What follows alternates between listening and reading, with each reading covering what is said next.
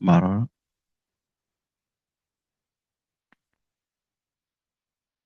Bien, bueno, esta clase vamos a arrancar hablando de vulnerabilidades y privacidad. Esto va a ser más que nada un overview de los diferentes tipos de vectores de ataque, vulnerabilidades que podemos tener cuando estamos desarrollando. Y bueno, diferentes prácticas que vamos a estar implementando activamente y otras que nos van a estar forzando las plataformas, los sistemas operativos para los que estamos desarrollando. Vamos a estar hablando de los tipos de vulnerabilidades, de almacenamiento, de comunicaciones, autorización y autenticación, criptografía, ingeniería inversa y relacionadas a código. Dentro de estas categorías hay subcategorías, obviamente, y hay más categorías de vulnerabilidades, pero bueno, estos son como los que consideramos más importantes para nombrar y repasar. Muchas de estas cosas ya las fuimos hablando en las diferentes clases que tuvimos, por ejemplo, en la de conectividad, hablamos un poco de cómo mitigar ciertos riesgos y tener buenas prácticas a la hora de manejar las comunicaciones. Así que nada, algunas cosas van a ser ya parecidas, o mismo en almacenamiento, también hablamos del almacenamiento seguro. Bueno, en lo que es almacenamiento, la ley dice que asumamos siempre que los datos van a estar desprotegidos por parte del dispositivo. Y esto, para los que cursaron la materia seguridad informática, se remonta a la de siempre asumamos que la capa que está, digamos, debajo, con la que vamos a estar, bueno, la que estamos interfaceando, va a tener vulnerabilidades y nosotros tenemos que poder atajarlas. No porque sepamos que vamos a estar hablando con hardware o software seguro, tenemos que hacer todo así nomás y de nuestro lado no hacer nuestra parte. Digamos, en lo que es seguridad, siempre todo capa que agreguemos va a ser para sumar. Em, bueno. ¿Qué puede pasar en lo que es el almacenamiento? El cifrado nativo puede estar comprometido. Esto pasa principalmente y solamente cuando el dispositivo está ruteado. Esto, bueno, como habíamos hablado, ¿no? Es que significa que todos los usuarios y todas las apps corren como usuario root. Entonces no hay espacio de app dedicado. Todas pueden ver todo. Por lo cual, bueno, se rompe ese cifrado. Eh, Y si tenemos este point que dice no todos los dispositivos cuentan con ello, hoy en día eso es casi una mentira porque, bueno, prácticamente el 99% de los dispositivos sí cuentan con ello, pero como les decía, ¿no? Vamos a asumir que van a estar desprotegidos. Entonces, ¿qué hacemos? Tratar siempre de guardar lo menos posible de data sensible. Si le guardamos, si tenemos que guardar algo, vamos a usar los mecanismos considerados más seguros. De vuelta, estamos hablando de no impenetrables, sino más seguros, las mejores prácticas y estar al tanto de si eso algún día cambia, pasarnos al siguiente proceso seguro, a la siguiente buena práctica. En Android y iOS, hoy en día está lo que es a ver, es el Secure Enclave y Strongbox, que son, digamos, los mecanismos que usa ambas plataformas, que no son software en sí, sino es un chip físico, que puede ser físico realmente o virtualizado, pero básicamente es un proceso que va por fuera del CPU principal.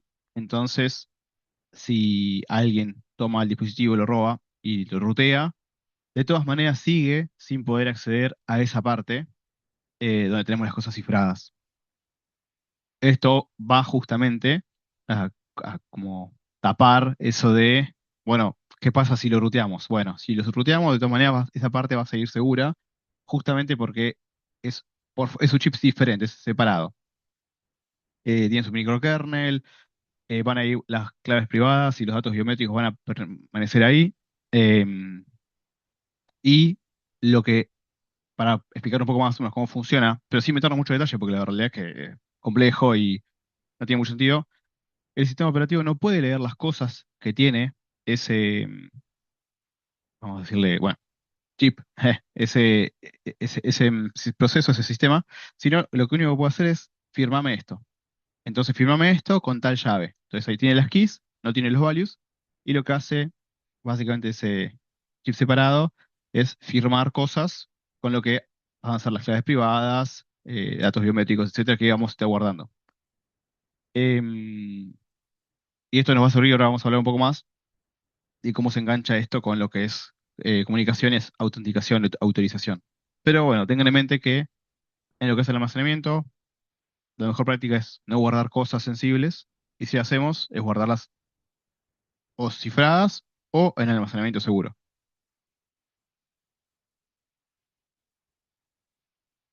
Y bueno, en comunicaciones, un poco ya habíamos hablado también, ¿no? Esto que nos obligan a usar HTTPS, que si tenemos que usar HTTP va a ser por excepción, lo tenemos que hacer eh, bien deliberado. Eh, si tenemos que cifrar, vamos a usar llaves mínimas de 2048 bits. Esto igual nada, siempre vamos a usar de más, es lo mínimo, mínimo, mínimo que tenemos que usar. Un poco habíamos nombrado también lo que era el certificate pinning, que esto es básicamente para que no nos puedan hacer un man in the middle. eh, que, bueno, lo que hace es, si tenemos una app o una app o el sistema o sea, fue hackeado o modificado, que los falsifica un certificado, ¿no? Dentro del dispositivo, estamos hablando dentro del dispositivo, nos falsifica un certificado que nosotros vamos a estar buscando de nuestro servidor y nos lo ponen en uno falso y nos direcciona a otro servidor y ese otro servidor es autenticado con ese certificado falso. Digamos que nos pasen un man in the middle, ese es el nombre del ataque, y le terminamos creyendo a un servidor que al final no era el nuestro, y encima lo verificamos, pero verificamos mal porque usamos un certificado del storage de certificados del celular o del dispositivo, pero que era falso, o sea, que nos lo habían ya modificado. Entonces esto, lo que hace el certificate pinning es básicamente meter dentro del código el certificado hardcodeado. Entonces la única forma de modificar eso es modificar la app, lo cual tampoco es muy posible, digamos. Eh, y lo que hacemos ahí es obligar sí o sí que nadie nos pueda hacer este ataque y sí o sí es nuestro servidor con el que tenemos que hablar. ¿Cuál es la contra? ¿Qué se les ocurre como contra de hacer esto, de meter el certificado ahí hardcodeado en el código?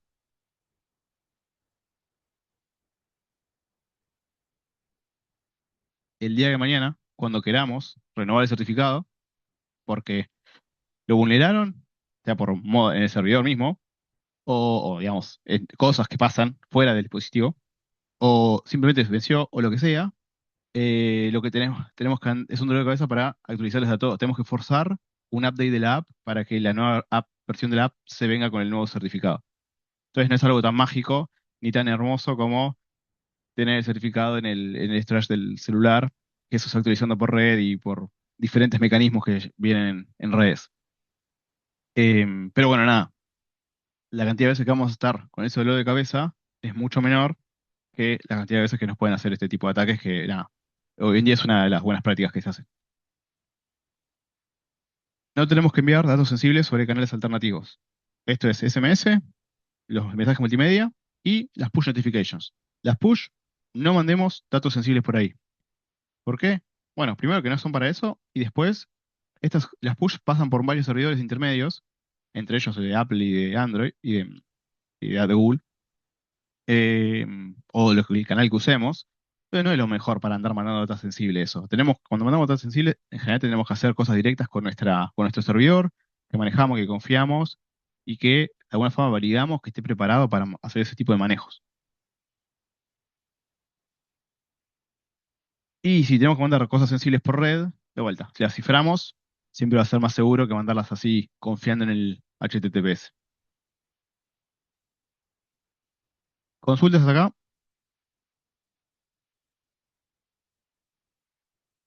seguimos. Bueno, autenticación, autorización.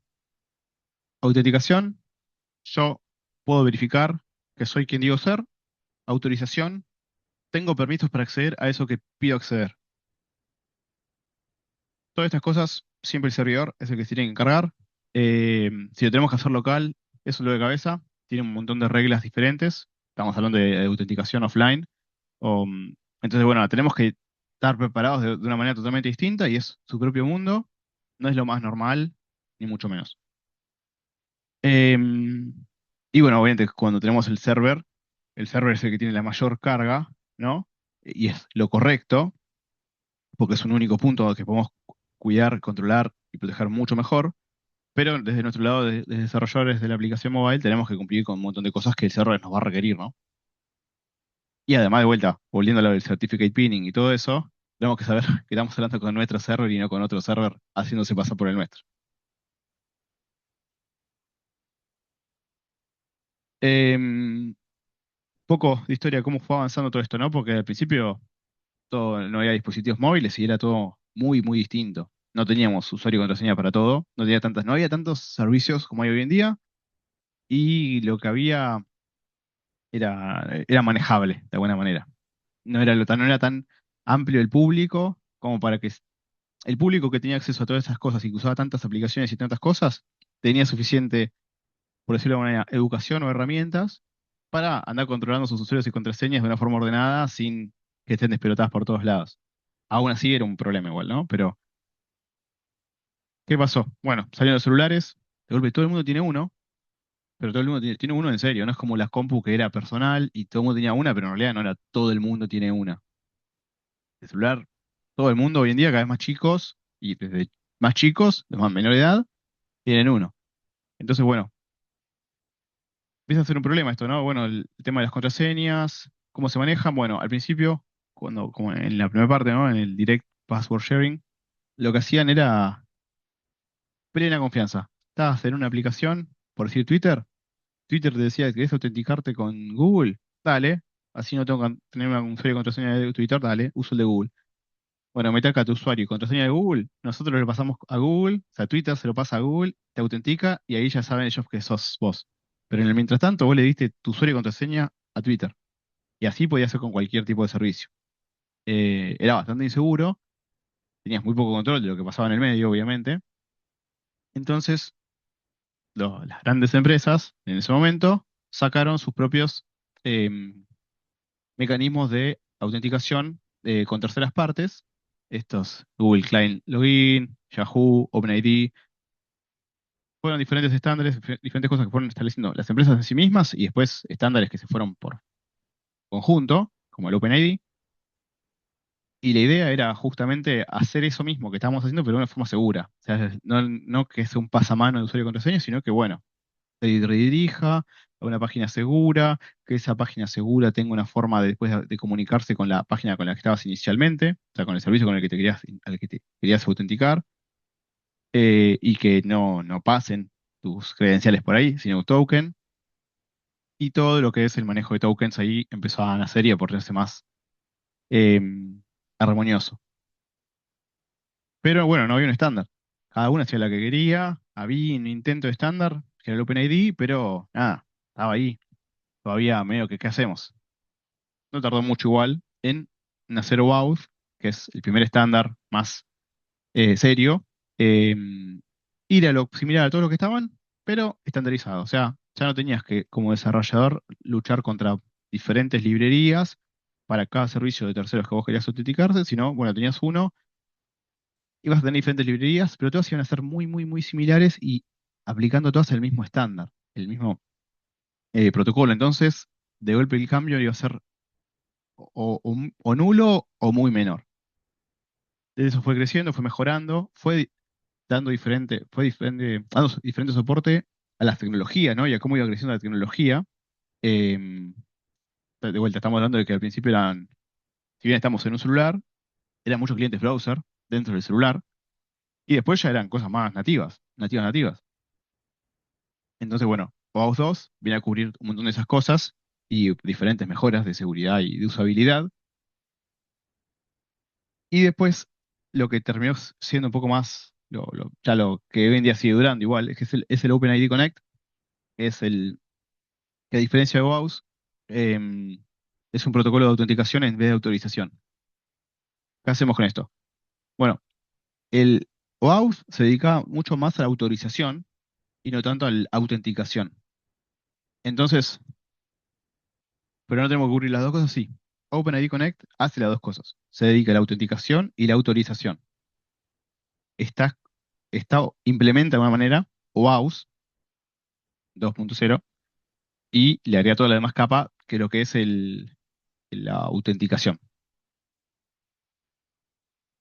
La diferencia también es que en vez, no es un protocolo en sí, es decir, no es una guía de cómo implementar como era OAuth. OAuth no es en sí como algo duro, o sea, si es duro porque tiene un montón de reglas, pero nosotros podemos hacer nuestra propia implementación de OAuth y si agarramos lo que queremos y si más o menos lo respetamos, puede ser suficientemente seguro.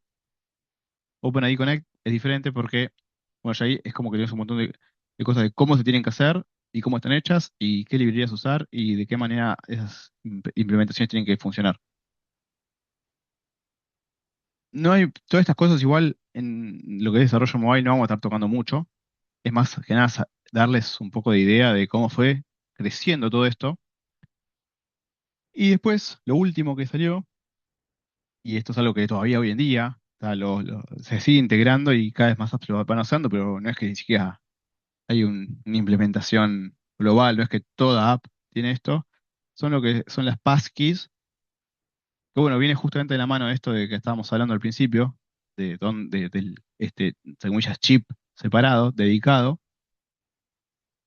y viene un esfuerzo grande, ¿no? Que lleva varios años, pero bueno, passkeys es como el hito, el boom en sí, porque es cuando Apple, Google y Microsoft se unen a lo que era un estándar, a lo que era el esfuerzo, mejor dicho, perdón, no era un estándar, a lo que era el esfuerzo y le ponen nombre, le ponen passkeys, y lo que hacen, lo que termina permitiendo es que las credenciales se sincronicen en la nube de cada sistema. Entonces vos no tenés que guardar las credenciales ahí, sino que vos lo que vas guardando en tu celular es esto de vuelta, la clave privada, y lo que guardas en la nube es la clave pública. Entonces, el, vos lo que hacemos nosotros es guardar dentro del dispositivo, en el almacenamiento seguro, ese chip especial, todo lo que son las claves privadas, y lo que hacemos es firmar las peticiones al backend. El backend, como tiene la clave pública, puede verificar que realmente fue el dispositivo el que la firmó y fuimos nosotros. Va a haber tokens y todo eso, sí, pero además va a haber un nivel de seguridad extra y vamos a tener más control nosotros mismos también o sea, hay una autenticación extra y nos va a permitir nos va a arruinar de alguna manera el phishing. No hay secreto compartido. Entonces, si ese token está dentro, no pasa nada. Si no hay token, no pasa nada tampoco, porque vos en realidad siempre estás autenticando ah, sí, autenticando que la aplicación está mandando algo posto y no está de alguna forma vulnerado. Entonces, em, hay todo un mecanismo de implementación interno, obviamente hay un challenge, la firma, etcétera. Pero bueno, sepan que esto de Passkeys es algo que todavía se sigue implementando y es algo dentro de todo nuevo, si bien 2022, como 2026, pero sigue habiendo aplicaciones que la siguen implementando. Y es hoy en día a lo que apuntan todas las apps. Porque bueno, Agrego, justamente es lo más seguro. Sí, no. agrego algo. Recuerden que cuando queremos hacer implementar lo que sería autenticación de dos pasos, siempre lo que tenemos que tener en cuenta es que el usuario ahí tiene que proveer algo que sabe y algo que tiene. Entonces, algo que lo representa como es, digamos, como persona y algo que se sabe. Eso permite que digamos, al tener esa doble autenticación, digamos, con algo que sé y algo que tengo, es que si me roban el algo que tengo, no pueden entrar a menos que sepan lo que yo sé. Y si me roban lo que yo sé, no pueden entrar a menos que tengan lo que yo tengo. ¿Está bien? Y eso es que se utiliza, por ejemplo, tener una contraseña y tener un, ¿cómo se llama? Una clave numérica que va cambiando con el tiempo. Que es lo que mismo que hace, por ejemplo, no sé, ¿cómo se llama? El token de OSDE, por ejemplo, o lo que se usaba también para entrar a los home banking hace mucho y que ahora tenemos con no sé, la aplicación de Authenticator y eso, digamos. El passkey lo que hace es solucionar o sea, meter esas dos cosas dentro de una, ¿está bien? ¿Por qué? Porque el algo que yo sé es tu código del celular, que es lo que usás para desbloquear el Secure Enclave ¿cómo se llama? Del dispositivo. Y algo que yo tengo es justamente el dispositivo, que es el que almacena esas claves privadas. Entonces resuelven esas dos cosas con una sola forma, porque el problema que se venía teniendo es que las contraseñas, tenías que tener una contraseña distinta para cada servicio, había cada vez una mayor proliferación de servicios para un montón de cosas. El usuario ya dejaba de ser práctico la parte de algo que yo sé. ¿Está bien? Porque se tenían que empezar a aprender contraseñas de 50 servicios distintos, porque antes era, bueno, era para entrar al banco, para entrar al correo y para de contar. Ahora tenés para entrar a la aplicación de música, para entrar a ver videos de una plataforma, para ver los videos de la otra plataforma, para ver YouTube, para ver no sé qué, y tenés 10 millones de servicios para Twitter, para Facebook, para Instagram. Entonces, recordar contraseñas dejó de ser, ¿cómo se dice? Factible. Y encima que capaz que tenés que renovarlas y que tienen que ser difíciles de, ¿cómo se llama? De adivinar. Entonces, sí o sí, esas contraseñas se fue haciendo necesario guardarlos en un administrador de contraseñas. Entonces ya perdía un poco la gracia de esto de que es algo que el usuario sabe. Bueno, de esta manera lo resuelven todo de una sola, entonces te evitas incluso tener que escribirla porque ya se encarga todo el sistema de passkey de pasarte esas dos cosas. ¿Saben? Nada, Correcto. era esta boludez nomás. Sí, sí, sí, sí. No, está perfecto porque justamente es un concepto bastante. Hasta que no te choques con el problema, por ahí no es tan visible qué es lo que quieren solucionar. Pero imagínense todos los problemas que hubo de gestores de contraseña que fueron hackeados, robados, etcétera. Y todo ese tipo de cosas es no deja de ser riesgo para las compañías. Con las passkeys, ellos no guardan nada de eso. Solamente tienen que guardar la clave pública de tu dispositivo. Claro, Bueno, en realidad el gestor de contraseña sí lo tiene que hacer, pero lo claro, tenés que hacer, pero tenés eso solo. los gestores de contraseña pasaron a generarte contraseñas para que vos no te las tengas que acordar, generarte números random, y entonces ya eran cosas que manejaban la computadora, no que manejabas vos. Entonces el siguiente paso era directamente, bueno, eliminamos la contraseña. Listo, que se encargue directamente ¿cómo se llama? El gestor. Que bueno, cada plataforma tiene su propio gestor ya integrado y funciona de esta manera. Resuelve todo de una sola vez.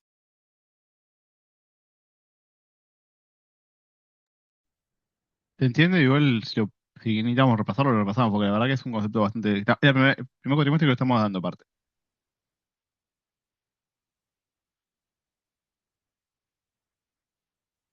Voy a tomar eso como un sí.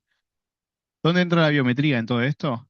Bueno, la biometría te sirve para desbloquear ese chip. Es como lo que usás vos, lo que usamos nosotros, o sea, el PIN, la biometría, etcétera. Pero digamos, la biometría es lo más cómodo hoy en día, que es lo que te sirve para desbloquear el chip y que con esa firma tuya, entre comillas, se pone a firmarte lo que vos le mandés para firmar. Con la privada que tiene guardado. Esto es un poco un diagrama de secuencia de cómo funciona la autenticación por tokens. Tenés un usuario, le metes usuario y contraseña en la app usa ese usuario y contraseña para pedir tokens al servidor de autenticación, nos va a dar un nodo de acceso y refresco. Vamos a guardar ambos tokens en almacenamiento seguro dentro de la app y después vamos a empezar a hacer request. Y cada request va a ir con un token de acceso. Ese token de acceso debería tener los permisos para todos esos requests que estamos haciendo. Este servidor se va a encargar de validarlo. Y en algún momento se va a vencer y lo que vamos a terminar haciendo es usar el token de refresco para conseguir un nuevo token de acceso y así seguir haciendo request. ¿Qué logramos con esto? Que la contraseña y usuario y contraseña, el par, viajen una sola vez y después ya no, nunca más, hasta que realmente haga falta o se venzan todos los dos tokens. El de refresco tiene un tiempo de vida más corto, perdón, el acceso tiene un tiempo de vida más corto y el de refresco uno más largo. Y cuando renovamos el de acceso, renovamos ambos, no solamente el de acceso. Sí, y no solo tiene que viajar la contraseña una sola vez, sino que no hace falta guardarla, porque simplemente guardan el token de refresco, que en cualquier momento se puede invalidar. Así que sin Ujú, necesidad de cambiar la contraseña en caso de una filtración de datos. totalmente. Bueno, esto es lo de las passkeys. De vuelta, tenemos un usuario, cuando abre la aplicación o lo que haga, va a terminar pidiendo, digamos, registrarse, porque lo que tiene que hacer es, lo primero que hace es tener que registrarse, entonces el servidor de la autenticación lo que va a hacer es un desafío, eso va a abrir un navegador en Va a aparecer una app, ¿no? Pero es un browser. Va a crear un challenge. Lo que va a terminar haciendo el dispositivo es generar el par de claves, pública y privada. Eso lo va a requerir de, ¿no? Que tengas activado una seguridad en el dispositivo. Si no tenés huella, no tenés PIN, no tenés nada, no te va a dejar. Tenés que poder acceder al, al storage, al Secure Enclave, para guardar esas claves. Eso lo haces a través de justamente PIN, biometría. Y después lo que vas a mandar a través digamos, de ese navegador y te va a terminar llegando al servidor es la clave pública. Y bueno, el desafío firmado porque es la forma en la que de alguna forma le verificamos al servidor que somos de vuelta que estamos resolviendo lo que él nos dijo y le mandamos para que guarde esa llave pública que es la que va a usar después para autenticar cada vez que firmemos algo con la privada que nos quedamos guardados. Entonces, una vez que ya tenemos la passkey registrada, lo que vamos a hacer es usarla. Eso lo vamos a poder hacer en diferentes pasos, en diferentes tipos de acciones. Una cosa es el inicio de sesión, otra va a ser autenticar una transacción, una transferencia, por ejemplo, en la aplicación del banco, etcétera. Ahí para autenticar compras, para lo que sea. Incluso para desbloquear, ¿no? Abrís Mercado Pago y tenés que desbloquearlo, antes que nada. Entonces, ese tipo de cosas se hace a través de passkeys. Y bueno, nada, es un mecanismo muy parecido. Nos va a mandar un challenge. Lo que vamos a hacer es pedirle al chip que lo firme. Eso lo hacemos a través de la huella o del PIN. Con eso, digamos, lo destrabamos y se pone a firmarlo. Y después le vamos a mandar las cosas firmadas. El servidor lo va a verificar y nos va a terminar dando el token de sesión. O la habilitación. O sea, en este caso, pues un inicio de sesión lo que está representado. Pero si era una transferencia, la va a habilitar. Va a habilitar para que pase. Bueno, acá un poco lo que decía, ¿no? ¿Qué papel juega la biometría en todo esto? Bueno, es lo que nos va a habilitar el hardware para que firme. Tenemos biometría débil, que es lo que era la biometría, el reconocimiento facial 2D, súper vulnerable, más hoy con todas las IA que tenemos.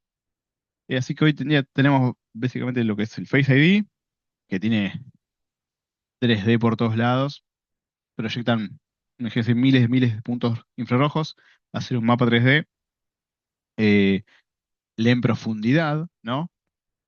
E incluso después por ahí tienen cosas más avanzadas, como detectar, no sé, he leído que hasta leen flujo sanguíneo y qué sé yo, puede ser, o justamente por los puntos infrarrojos, eh, o micromovimientos para saber que realmente están tocando, si es por dedo, ¿no? O si es su cara, si es realmente algo que está vivo y no es una máscara.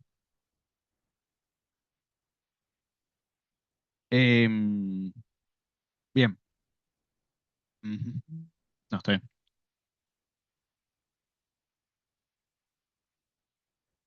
Bueno, después, en lo que tenemos, perdón, un segundo.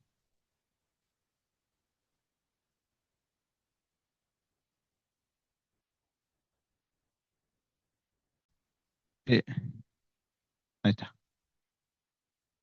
Bueno, después, criptografía.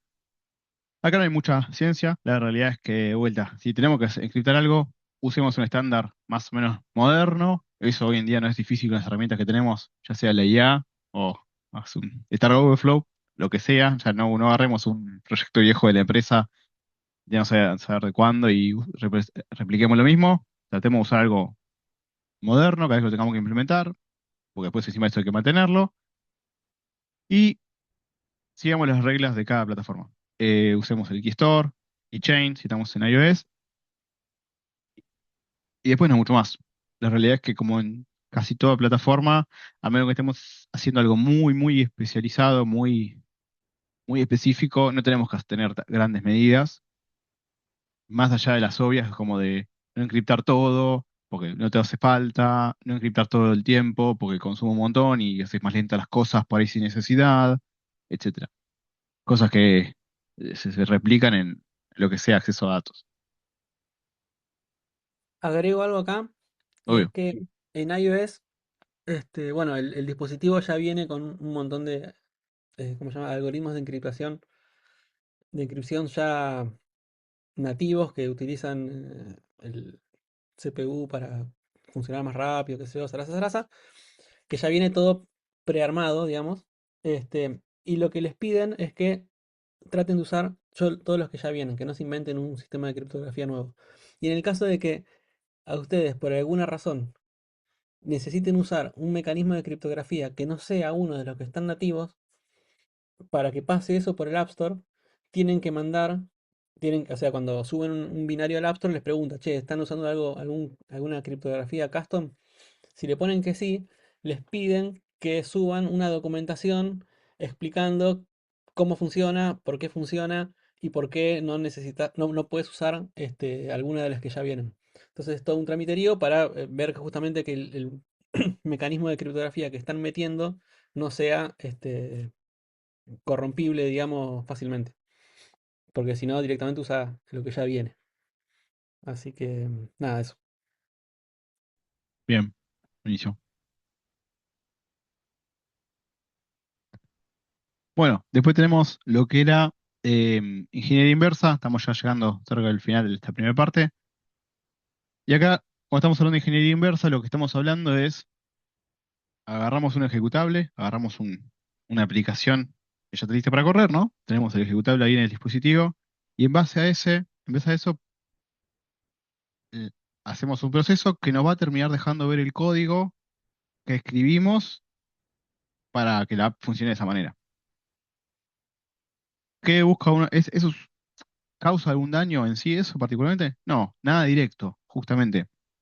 No es un ataque por sí mismo, pero le da herramientas a un atacante para conocer diferentes secretos, formas, eh, mecanismos de comunicación que tengamos y encontrar vectores de ataque. Justamente por eso no lo vamos a querer hacer fácil. ¿Cómo se ataca esto? Lo mismo que en otras plataformas, principalmente web, lo que vamos a hacer es ofuscar el código y minimizarlo. Pero principalmente ofuscarlo. ¿Qué es ofuscar? Hacerlo ilegible. Entonces va a haber un paso que se va a correr en el medio antes de, digamos, de cuando se está compilando, que lo que va a hacer es cambiar toda la variable de nombre, cambiar todos los métodos de nombre, va a ser todo el código tan fulero de seguir que va a ser prácticamente imposible si no tenés un mapa de desofuscación, que es justamente lo que nos da la herramienta, o sea, la herramienta una vez que corre y nos ofusca el código, nos da un mapa de desofuscación que puede hacer el proceso exactamente contrario para terminar con el código inicial. Ahora hablamos para qué queremos ese mapa. Bueno, ofuscamos el código, lo podemos minimizar o no. Esto lo único que hace es por ahí comprimirnos el tamaño del archivo, ¿no? Eh, que esto igual de todas maneras lo van a hacer por default, principalmente en mobile, que es diferente que cómo se maneja web. Eh, y bueno, lo que vamos a hacer con eso es no permitirle, no regalarle el código a un atacante si el día de mañana desean hacer esto. Hay un par de catch acá, que son, por ejemplo, si tenemos una librería o nosotros mismos estamos usando Reflection, tenemos que meter excepciones, ¿no? Tipo, no me ofusques esto, porque si me lo ofuscas, la Reflection no me va a andar y después voy a terminar con una app que no anda. Entonces, bueno, hay todo un poco de ingeniería atrás de la ofuscación para calibrarla y que no nos explote. En general no termina jodiendo mucho, pero bueno, depende de qué librerías estemos usando y qué estemos haciendo. Por eso, una buena práctica, y esto creo que es esta parte más importante de esta slide particularmente, es no se pongan, o sea, perdón, habilitar la ofuscación cuando están debugueando es pasar de esperar 30 segundos, un minuto, a esperar 4 o 5, simplemente por el hecho de ofuscarlo. Y no necesitamos ofuscar en nuestro entorno local. Entonces, ofuscar en debug no tiene sentido, es más, está apagado por default. Entonces, ofuscamos cuando vamos a hacer una versión release. ¿Qué pasa? No hagamos una versión, o sea, si la primera vez que estamos haciendo una app, o incluso si es una versión de la app crecida, no importa, no probemos el código ofuscado, esa versión release, un día, 2 días o muy poco tiempo antes de realmente publicarlo. Porque si encontramos problemas con la ofuscación, va a ser difícil y aparte pueden estar en cualquier parte del código. No es que está en cierto flow, no, se ofusca todo, entonces vos tenés que probar todo. Le hagas una regression de toda la app para ver si la ofuscación está explotando algo. Nada, es para tener en cuenta, de vuelta, no es para tener el ofuscar desde el día cero y estar debagueando ahí con eso, pero bueno, nada, ténganlo en cuenta. Tema que me quedó colgado. ¿Para qué queríamos el mapa de esa ofuscación?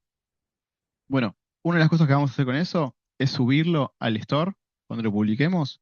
Porque, ¿qué pasa? Si nosotros habilitamos las métricas y lo que es, digamos, todo el logueo de métricas, el logueo de excepciones y esas cosas que nos permiten los stores habilitar para que todos los fallos de la aplicación en los dispositivos y eso se vayan a un solo lugar y nosotros poder verlos, si está ofuscado como va a estar, no vamos a entender nada lo que dicen esos logs. Porque justamente van a ser todos logs de ofuscados también. Entonces lo que tenemos que hacer es subir ese mapa al store y en nuestra propia consola todo eso se va, de golpe los traces que va dejando la aplicación y las secciones que van logueando van a empezar a tener sentido porque los va a poder desofuscar y nos va a mostrar realmente el método y la línea donde hubo un problema en nuestro código y lo podemos mapear directamente, cosa que si está todo ofuscado no podemos. Entonces, esa es una de las cosas que tenemos que hacer con el mapa de desofuscación. Em, Y después, bueno, después obviamente también lo podemos tener en el local, que va a ser muy parecido. Cuando estamos debugueando la versión pre-release, también usamos el mismo mapa para hacer lo mismo, ¿no? Si tenemos una excepción, podemos ver en qué línea está del código, así como lo leemos y lo escribimos, que si no, de otra manera no se vería.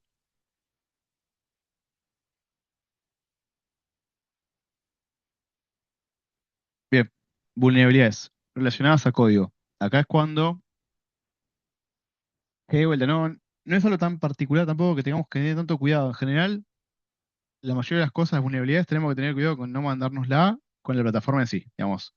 No agarrar una contraseña y guardarla en un file tirado en el sistema, eh, no hacer HTTP porque sí. Que hay muchas cosas que igual de todas maneras después se terminan saltando, o el mismo la plataforma nos termina haciendo, o la review del store nos termina haciendo problema, ¿no? Pero bueno, cosas que tenemos que tener en cuenta como casi cualquier aplicación donde liberamos un input. Verificarlo, digamos, ese input, no. O sea, perdón, de vuelta. Así como va a ser el backend, ¿eh? Así como nuestro servidor va a hacer lo mismo, no va a confiar en cualquier cosa que le mandemos. Nosotros tenemos que hacer lo mismo con el usuario. Empezar a verificar los inputs libres, especialmente los libres, ¿no? Porque estamos en una aplicación celular, en general los inputs no van a ser muy grandes, porque no es muy contraintuitivo, pero puede haber varios que son particularmente grandes o que admiten muchos caracteres. Entonces, bueno, verificar que no nos estén haciendo ningún ataque por ahí. Hay herramientas para detectar el desbordamiento, fuga de memoria, etcétera, que podemos correr en nuestro código. Eso es bastante útil y no es tan, no es que no es complicado. Y eso nos va a tirar varias cosas que podemos después, digamos, mejorar o proteger de diferente manera para evitar justamente que nos crasheen la app, ¿no? Porque lo que uno quiere evitar en este tipo de cosas, principalmente es que no nos crasheen la app. Después, el servidor, mandarle basura no está bueno, no lo queremos hacer, queremos evitarlo lo más posible, pero de todas maneras el servidor va a tener o tiene que tener sus propias barreras. Pero si nos crashean la app, ya tenemos un problema que nadie nos puede salvar. Después tenemos lo que es el cross-app scripting, que bueno, tiene que ver cuando usamos WebViews. Cuando, cuando usamos vistas webs, ¿no? Para renderizar sin hacer código nativo, lo que puede pasar es que si lo configuremos mal y que esa WebView acepte contenido de otras fuentes. Entonces, otra app maliciosa, siempre hablando que en el dispositivo tiene que haber apps maliciosas, donde el usuario no está cuidando activamente qué instala y quién instala, ¿no? No es que alguien se va a meter al dispositivo. Si alguien se mete al dispositivo, después podría hacer otras cosas, ¿no? Pero estamos hablando de que tiene una app que es maliciosa, simplemente. Eso puede mandarle un payload a nuestra WebView, que acepta contenido de otras fuentes, como dijimos. Eso va a ejecutar en el contexto de la app, porque justamente corre en el contexto de la app nuestra, y puede llegar a exponer cosas o simplemente dejar vectores de ataque abiertos. No es nada del otro mundo, es fácil de configurar y no es nada digamos, pero bueno, es algo que hay que tener en cuenta de hacerlo si usamos WebViews dentro de nuestra app. De vuelta es XAS, es Cross App Scripting. Parecido a todos los cross, lo que sea scripting que hay dando vueltas. Y después lo otro es la modificación del código en tiempo de ejecución. En dispositivos no ruteados, ataques complejísimos, irrealizables prácticamente. La parte tampoco tiene mucho sentido, la realidad. Pero después en dispositivos ruteados es muy sencillo. eh, y esto es lo que nos puede pasar, ¿no? Bueno, si tenemos como decíamos al principio, una autenticación offline, o sea, local, y tenemos el dispositivo ruteado, y medio que no, es un no-go. O sea, esas cosas no las tenemos que permitir. Y después, bueno, puede haber otros tipos de operaciones, otro tipo de casos de uso, donde estar corriendo en un dispositivo ruteado es no, un stop rotundo, y bueno, lo que hay que hacer es verificar. No siempre va a ser el caso el que nos quite el sueño, pero bueno, a veces es importante tenerlo en cuenta de que se puede hacer la modificación de código en tiempo de ejecución. ¿Cómo sabemos si está ruteado? Creo que lo habíamos mencionado, pero lo repaso. Hacemos alguna acción, tratamos de acceder a algún lugar donde usualmente no deberíamos, donde deberíamos obtener un error. Hacemos una acción o una serie de acciones que deberían terminar todas en error, y si terminan bien es porque estoy corriendo como root. Entonces ahí ya es nuestra señal de alarma. No mucho más, no tiene mucho más lógica, mucho más chiste que eso. Hasta acá consultas, ya estoy para pasar a la parte de privacidad.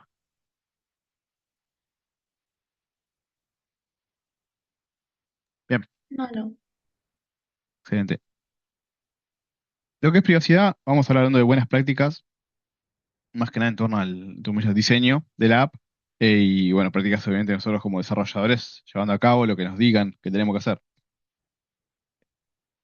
Tenemos que tener en cuenta de ser transparentes lo más que podamos e informar. Siempre tratar de informar al usuario sobre todas las cosas, de qué vamos a acceder de información suya, qué vamos a hacer con eso, si algo pasa con esa información, hacerlo saber, habilitar la opción de eliminar los datos.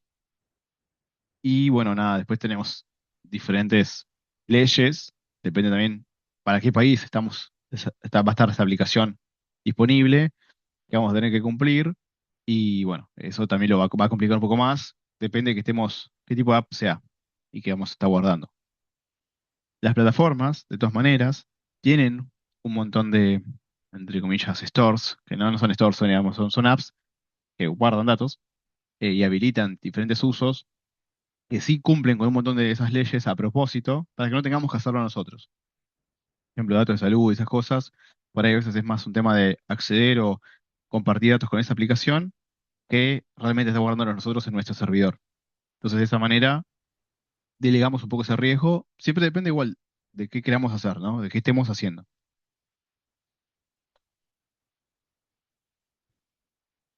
Y acá vienen los no. No reunir información personal que no se use, que podría ser útil en el futuro, no es una buena razón. Esto muchas veces en entornos corporativos no es muy aceptado. El meme del chaboncito que lo tiran por la ventana. Pero bueno, nada, la verdad que andar juntando data por las dudas no es lo mejorcito y termina mucho ese problema. Si vamos a reunir información, vamos a hacerlo con el permiso del usuario. Esto, las plataformas lo terminan guiando. ¿Por qué? Porque a veces, perdón, lo terminan guiando. ¿Cómo? Si es ubicación, vamos a tener que tener un permiso de ubicación. Si es la galería, un permiso de acceder a la galería. Si es un file, permiso de acceder a ese file. Si es un lo que sea, vamos a tener un montón de permisos en el sistema operativo que no nos va a dejar acceder gratis a cualquier cosa. Y después, ¿qué otra forma tenemos de pedirle info al usuario? Y por un input directo de él. Entonces, de alguna manera, siempre estamos pidiéndole permiso y consentimiento, sin nosotros estar todo el tiempo pendientes de eso. Eso es una de las bondades que nos dan estas plataformas, porque nos guían en todo esto y terminan limitando cómo accedemos a esa información. Borrar información personal que ya no es requerida. Esto es una patita mobile, pero más que nada es una pata del servidor. O sea, nuestro dispositivo seguro que podemos borrar y tenemos que poder permitirlo, etcétera. Pero esto ya de vuelta lo permite la plataforma. ¿Por qué? Porque el sistema operativo les da la posibilidad de borrar todos los datos de la aplicación, caché o no caché. Entonces, ya la plataforma se encarga de darles esa habilidad. Después, si quieren borrar información personal que está en un servidor guardada, y ya es implementación del servidor. Y el último punto, y eso esto de mantener anonimato siempre que sea posible, es lo que hablábamos de que las plataformas nos dan estos tokens que bueno, no me acuerdo cómo se llama, pero son tipo para de marketing, son tipo sí, ahora no me acuerdo el nombre, pero son todos tokens, unos identificadores que sirven solamente para eso, son apps, entonces sirven para un montón de cosas, pero que se pueden reiniciar y que el usuario tiene total control de esa identidad. Pero siempre sin poner nombre y apellido, sino simplemente es como una entidad virtual que se mueve de acá y para allá y hace ciertas acciones. Depende de vuelta del caso que vamos a cubrir, vamos a usar o no eso. Este es un ejemplo, es ya un poco viejo porque, bueno, era del COVID, pero esta era una aplicación que creo que era de Canadá, si no me acuerdo mal, que, bueno, estaba muy bien hecha toda la explicación inicial de cómo iban a usar la data, de qué no iban a acceder, cómo funcionaba, qué es lo que iba a pasar, digamos, bueno, ahora la app te va a pedir permisos, ¿por qué todo esto es importante? Da transparencia, le da claridad al usuario de los permisos que va a dar y que para qué, y lo pide en el momento que lo tiene que pedir. Esto es otra cosa muy importante para los permisos. Si abrimos la app y nos pide todo junto, no tiene, prácticamente pierde todo sentido. El usuario no tiene contexto, no tiene claridad para qué se está pidiendo esas cosas, no hay transparencia, tenemos mucha chance de que diga que no y la desinstale. Entonces, los permisos siempre te da permiso, digamos, porque cuando estamos hablando de permisos, porque estamos hablando de algo como técnico, porque estamos desarrollando una app, pero en realidad lo que estamos haciendo es acceder a información del usuario. Entonces, cada vez que estamos queriendo acceder a información, wow, sí, a información del usuario, tenemos que hacerlo a través en el momento correcto y pedir permisos de la manera adecuada en ese momento. Explicar para qué vamos a hacer con eso, todo eso. Obviamente que si estamos en una aplicación de guía de viajes o algo así, y bueno, la ubicación por ahí está medio regalada que la vas a necesitar. No así la agenda, ¿no? Em, bien, voy con Android y Emma y después te paso lo de iOS, ¿te parece? Dale. Bueno, en Android hay historia. Al principio em, era muy fulero como estaba hecho porque básicamente cuando instalabas la app, aceptabas todo. O sea, te decía, en la instalación te decía todas las listas de permisos que te iba a pedir y cuando lo instalabas, implícitamente estabas aceptando todo. Entonces, ya desde el minuto uno habías dado todos los permisos que ahí decían, las apps declaraban un manifiesto de permisos eterno algunas, porque justamente estaban también viendo qué hacer con eso y por las dudas pedían total qué costo tenía.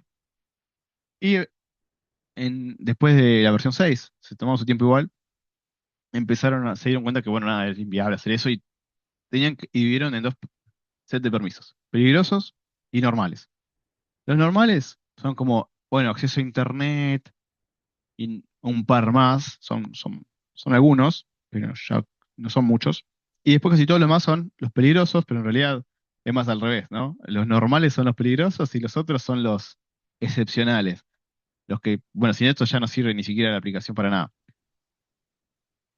La cosa es que cuando hicieron esta división, cuando instalás, aceptás un par de permisos, pero de vuelta son poquitos, y después la aplicación en sí es la que encargada de andar pidiéndolos, de andar pidiendo el acceso a esa funcionalidad, a ese permiso. Y también, obviamente, la opción también de hacerlo desde ajustes y no solo desde la app. Este esquema es el que hoy en día conocemos y fue creciendo un montón. Ahí en, hubo cambios grosos en las versiones estas 11, 12 y 13, que son las que destacamos, como esto de, bueno, te doy permiso, pero solamente por esta vez. La próxima vez que quieras acceder, me lo tenés que volver a pedir, ¿sí? Entonces, toda la implementación, el framework de pedido de permisos, tiene toda esta magia por atrás en las que el sistema operativo se va acordando, bueno, esta app está pidiendo tal permiso, pero este usuario dijo que no se la va a dar y dijo que no me lo no me vuelvas a preguntar. Entonces, por más que la app tire el intent para pedir el permiso, el sistema operativo automáticamente le va a decir, no, no, no te lo doy. La app ni se entera que eso ni se mostró, el usuario no vio nada y la app simplemente, depende de cómo esté programada, va a crashear, va a mostrar un mensaje, va a llevarlo a otra pantalla, lo que sea. Pero la idea es no, detrás de todo eso hay una idea de no molestar al usuario y darle la mayor granularidad y control posible. Tenemos esto de permiso de solo esta vez, la ubicación aproximada, antes la ubicación era a todo o nada, hay diferentes rangos de ubicación que podemos usar, depende también del caso de uso que estamos cubriendo, nos va a servir uno u otro. Si tenemos una app que está corriendo con un servicio en background, tenemos que mostrar una notificación, eso es nuevo, antes no estaba, antes por ahí tenías algo que estaba consumiendo memoria y no sabías.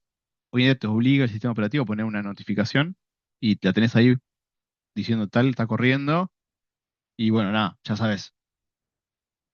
Tenés un auto reset de permisos, esto es si la aplicación no se usó por determinado tiempo o si tal permiso no se usó por determinado tiempo, lo que va a hacer es matarlo, entonces te lo va a tener que volver a pedir.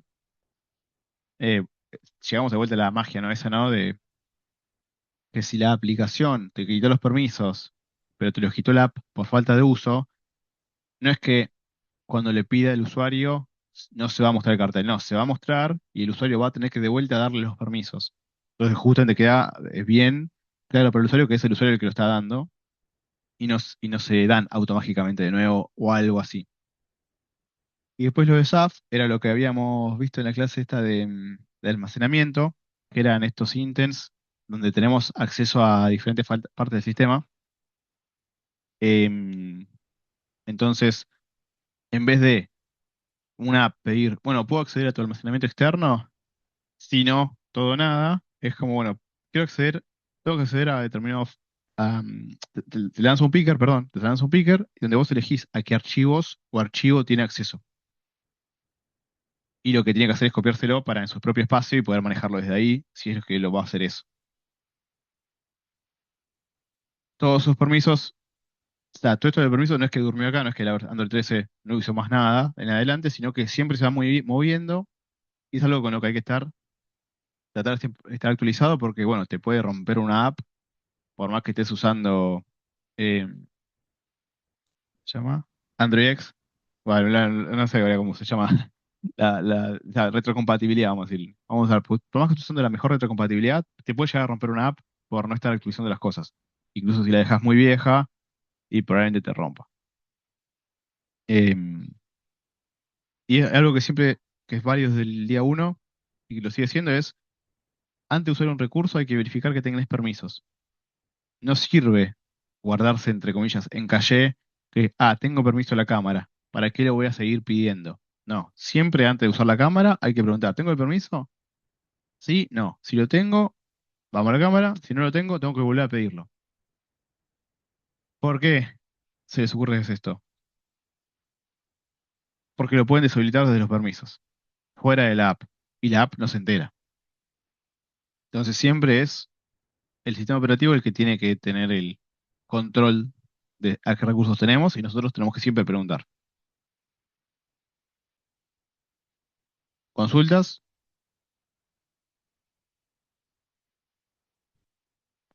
¿Querés dar a iOS, Emma? Dale. En iOS el mecanismo es similar a cómo funciona Android hoy en día, digamos, ¿no? Donde los permisos que ustedes para acceso a algunos recursos están protegidos a partir de la respuesta del usuario. Em, la diferencia principal que tienen acá es que cuando ustedes le preguntan al usuario si pueden acceder a cierto recurso, el usuario puede responder que sí o que no, pero después no le pueden volver a preguntar al usuario, solamente pueden saber el valor de la respuesta que dio el usuario.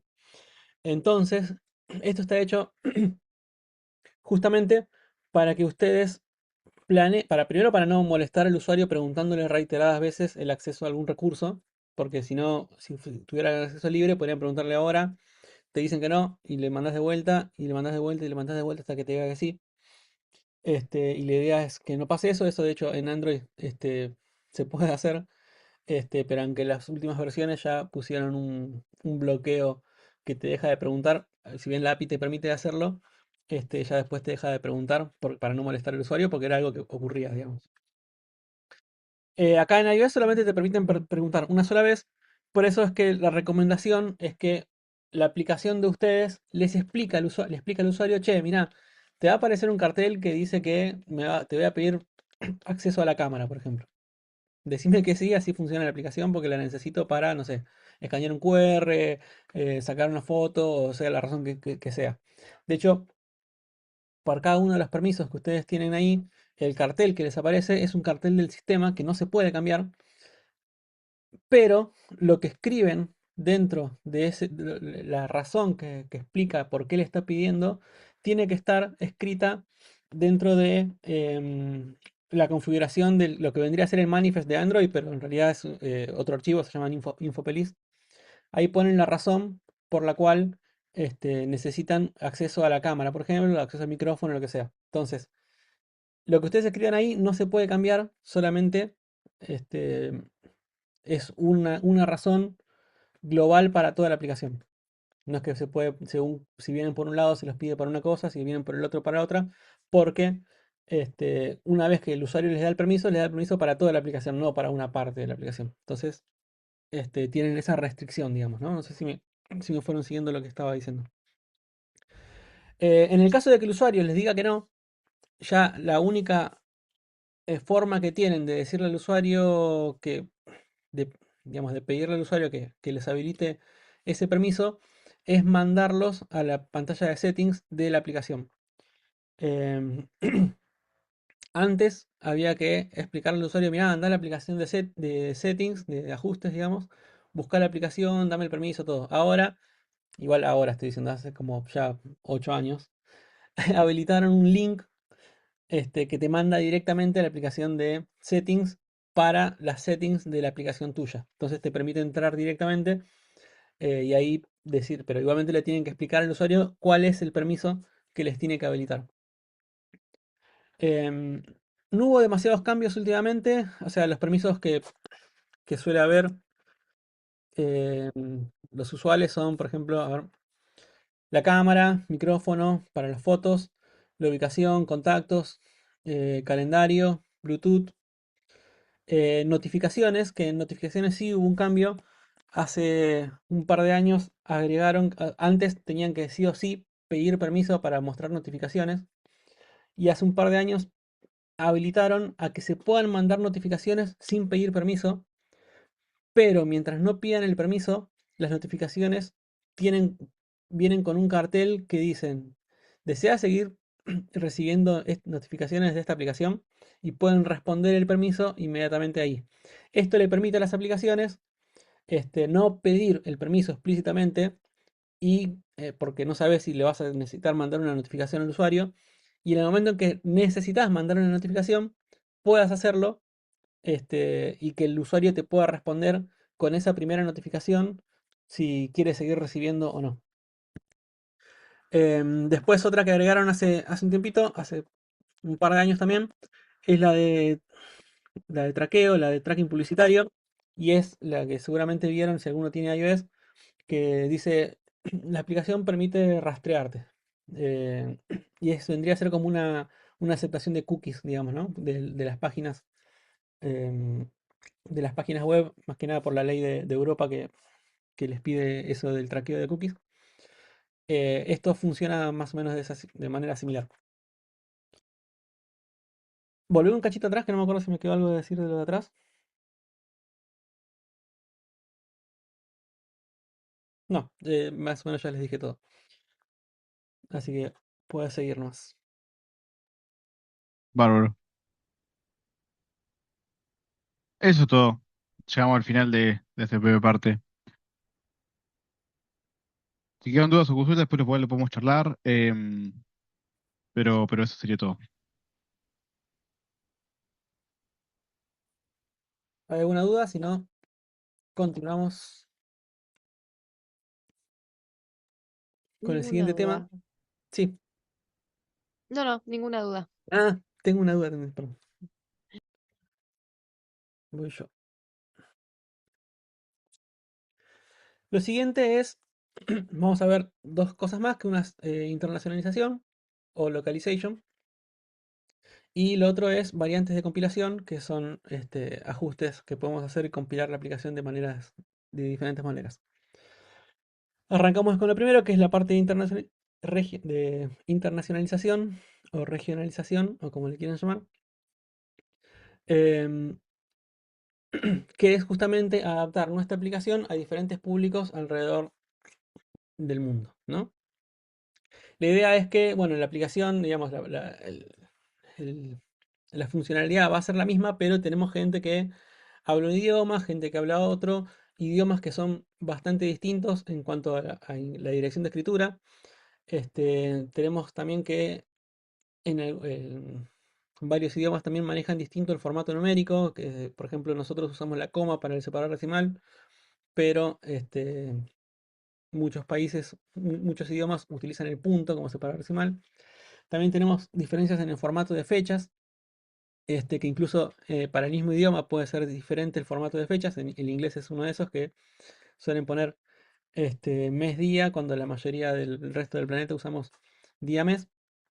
Y también las unidades de medida, donde hay un estándar bastante mundial de usar el sistema métrico, pero hay algunos países que todavía utilizan unas unidades de medida distintas, eh, por ejemplo la imperial. Entonces, nosotros vamos a querer tratar de ajustar nuestra aplicación este, a lo que más le sirva al, al usuario. ¿Está bien? Bueno, para esto las dos plataformas nos traen diferentes herramientas. Por ejemplo, hoy tenemos a alguien esperando. Para el tema del idioma, tenemos que podemos configurar diferentes, o sea, usar claves de valor para lo que son las cadenas de texto dentro de nuestra aplicación. En Android utilizamos los recursos, donde los recursos, ¿se acuerdan que cuando hablamos de recursos eran algo que no es código, pero que podemos personalizarlo según diferentes configuraciones? Una de esas configuraciones es el idioma e incluso la región. Entonces, vamos a poder decir que una cadena que en español se debería escribir hola, en inglés queremos que se escriba hello.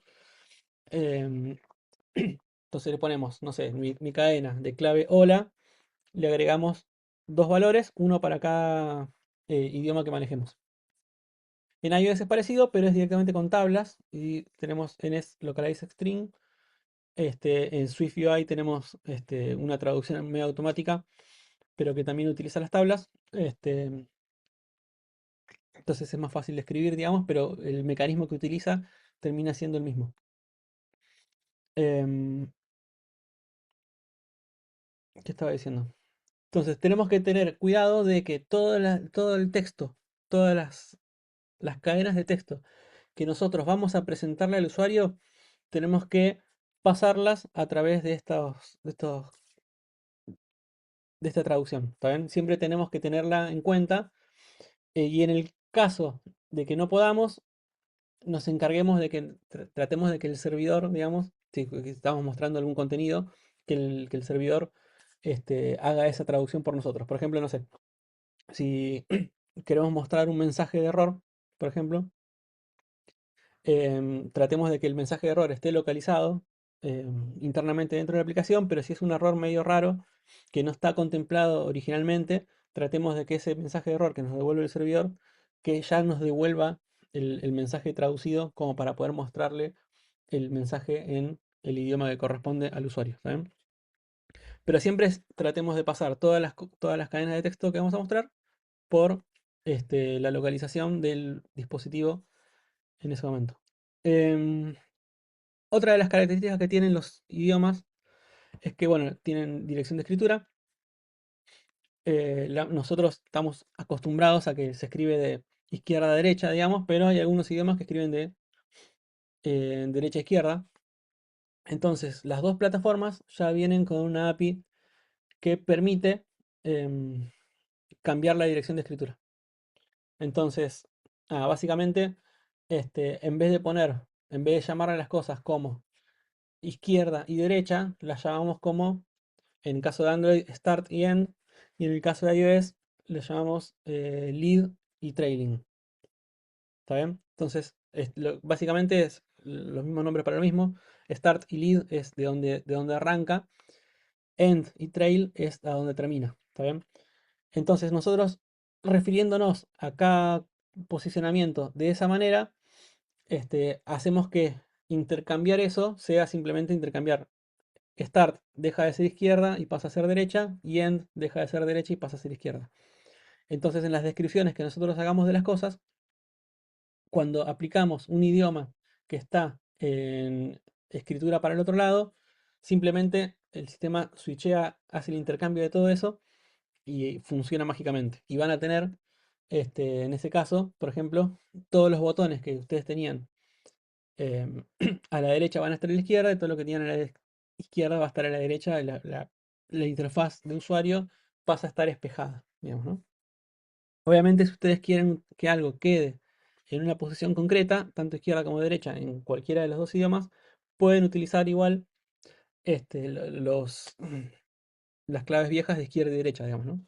Y ahí les va a respetar el orden que ustedes le pusieron.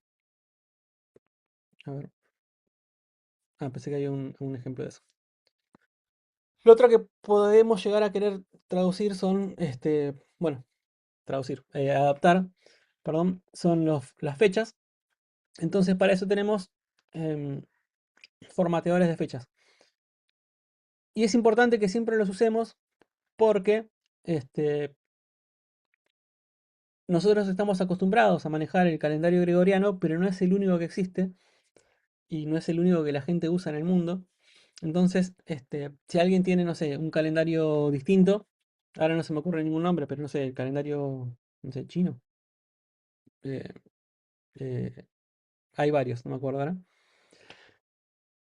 Automáticamente la aplicación va a ser capaz de mostrar fechas utilizando este tipo de calendario distinto. ¿Está bien? Entonces nosotros medio que nos podemos olvidar de eso. Y eso nos sirve no solo para mostrarlas, sino también para interpretarlas. Entonces, si nosotros usamos un formatter para procesar la entrada de un usuario a partir de una fecha que haya escrito, al adaptarse al calendario que el usuario tiene seleccionado, que maneja, nos va a poder convertir la fecha a una fecha que nosotros manejemos, digamos. En general, las fechas, como es en una línea de tiempo, es un número continuo. Este, y después, al mostrarlo, se traduce según el calendario que tengamos seleccionado, digamos, ¿no? Pero bueno, entonces siempre usemos un formateador de fechas. Lo mismo para los números. Puede parecer también simplón. Por lo general, a veces cuando manejamos números enteros, em, no usamos un formateador, aunque deberíamos igual. Pero siempre que tengamos números decimales, sí o sí usemos un formateador. ¿Por qué? Porque nos va a poner de mínima el separador decimal que corresponde, pero también va a permitir que se puedan agregar los separadores de miles em, y ese tipo de cosas. Para las unidades de medidas, em, no viene algo prehecho, entonces ahí corresponde que por lo general tengan que preguntarle al usuario qué tienen que hacer, qué prefieren, qué unidad de medida que prefieren usar, y hacer las traducciones ustedes. em, que de hecho también puede llegar a tener sentido porque por más de que el usuario elija unas unidades de medidas generales para el dispositivo, la aplicación que ustedes estén desarrollando puede llegar a requerir algún formato de medida, algunas unidades de medida distintas por ¿cómo se llama? El dominio de la aplicación que están haciendo. Entonces, están haciendo una aplicación para navegar en un barco. Quizás tiene sentido que por más de que el usuario prefiere el sistema métrico, igualmente las distancias y las velocidades las estén mostrando con millas náuticas, por ejemplo. ¿Está bien? O lo mismo em, con respecto a, no sé, sí, también la velocidad o las distancias en ruta, capaz que un usuario de acá prefiere manejar el sistema métrico para la mayoría de las cosas, pero si está manejando en Estados Unidos, va a ver los carteles, que todos los carteles están en millas, entonces le conviene ver en la aplicación de navegación los números, las velocidades y las distancias en millas, porque corresponde con lo que está viendo en la vida real. ¿Está bien? Entonces, ahí tiene sentido que, por ejemplo, las unidades de medidas se puedan elegir por aplicación, porque, como les digo, em, según el dominio de lo que están manejando, puede tener sentido utilizar unas unidades de medida distintas.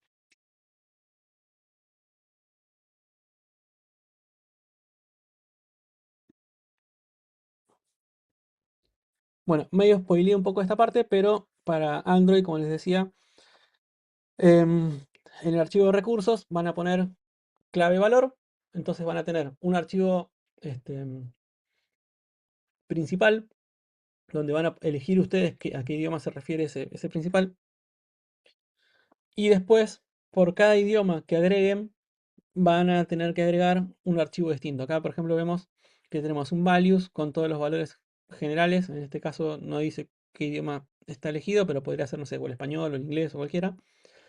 Pero después, si queremos definir en francés, definimos otro archivo de strings y agregamos las mismas claves y agregamos los valores cambiados a el idioma que corresponda. ¿Está bien? Ahí tenemos también un ejemplo de finlandés. Pero lo otro que también podemos manejar acá es, que está en la siguiente diapositiva, creo, sí, así que después se los cuento. Y bueno, una de las cosas que tienen que hacer es que las claves que ustedes definan sí o sí tienen que estar en el archivo general, digamos, en el principal, tienen que estar todas. No pueden agregar claves en los archivos secundarios que no estén definidos en el primero. Sí pueden hacer al revés, que por ejemplo algunas claves que estén definidas en el principal no estén definidas en los demás. Que yo, por ejemplo, no sé, ok, si lo quieren dejar igual en todos los idiomas, no hace falta que después vuelvan a definir la clave con el mismo valor. ¿Está bien?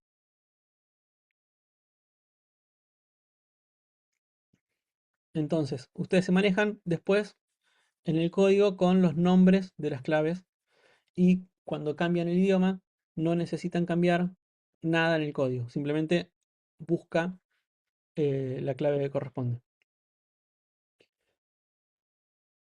También pueden, en Android lo que tiene es que como los recursos pueden, este tipo de cambios, según la configuración, se pueden utilizar para cualquier recurso. Si ustedes tienen imágenes que también tienen texto pegado, también podrían llegar a este, poner diferentes versiones de la imagen según el idioma. ¿Está bien? Nada, esto permite que también puedan internacionalizar imágenes, por ejemplo, o sonidos. Si de repente tienen archivos de sonido y también quieren internacionalizarlos, lo van a poder hacer. Y si quieren internacionalizar después por región, por ejemplo, acá en este ejemplo tenemos values PT es para portugués, pero si definen después values PT RBR, van a estar definiendo valores para portugués de Brasil o PT RPT para portugués de Portugal. Esto permite que si hay algunas variantes entre cómo dicen algo en Portugal y en Brasil, lo puedan especificar.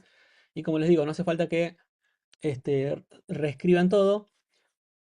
Lo que va a hacer primero es que si están en Brasil, va a ir a buscar en PTRBR.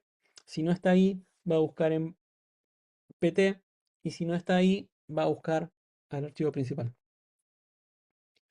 Y después, bueno, tienen estos dos idiomas de pseudo localización que sirve solamente para, ¿cómo se llama? Para jugar y probar la aplicación en diferentes contextos. Simplemente uno, a ver si está acá, sí. El XB lo que hace es escribir lo mismo, pero al revés, de izquierda de derecha a izquierda, simplemente para que vean cómo se ve el layout de ustedes, pero igual manteniendo el inglés, o digamos la variante principal.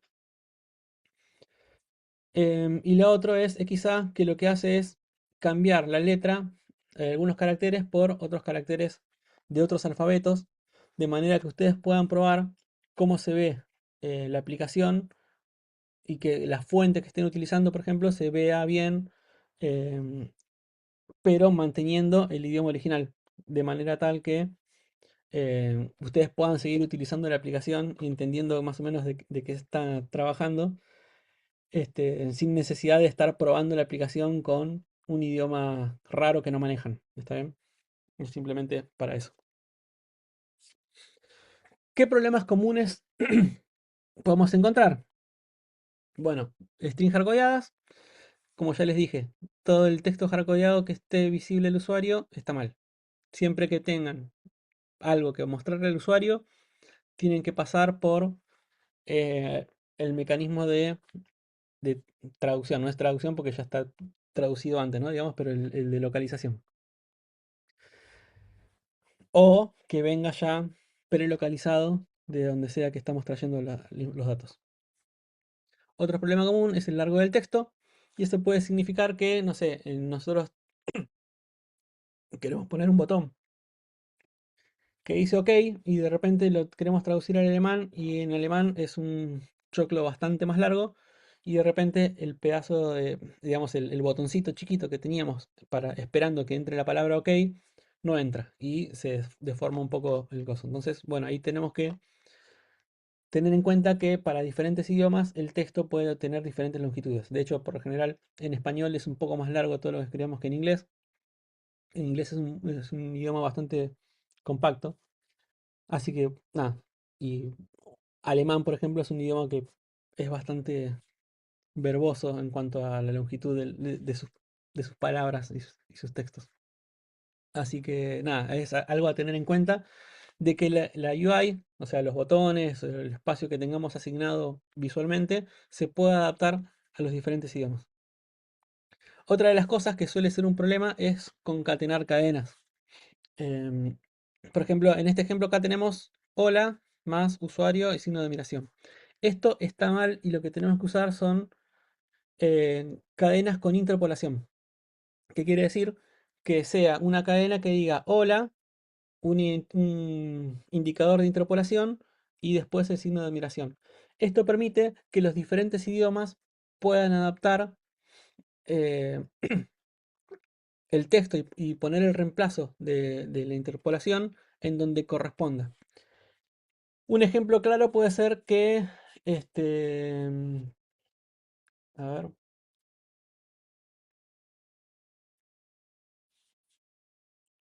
no sé, para decirle algo que quizás puedan llegar a relacionar, es que, no sé, en inglés, por ejemplo, em, los artículos, los adjetivos, perdón, suelen estar del lado opuesto que los ponemos nosotros en español.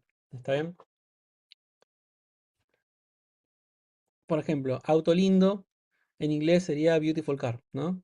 Entonces, ahí el adjetivo va del otro lado. Si nosotros quisiéramos hacer una interpolación cambiando el adjetivo, por decirlo así, y ponemos, no sé, this is a más adjetivo más car, eso en español nos va a quedar como este es un lindo auto y no es lo que queremos hacer, ¿está bien? Entonces, utilizando los indicadores de los placeholders de, ¿cómo se llama? De interpolación, le permitimos digamos, ¿cómo se llama? Al traductor, tiene un nombre, ahora, que ahora no me sale, al que se encarga de las traducciones, digamos, que pueda adaptar el lugar de la interpolación según corresponda al idioma que está tratando de traducir. Entonces, como les decía, concatenación de cadenas los tenemos que evitar.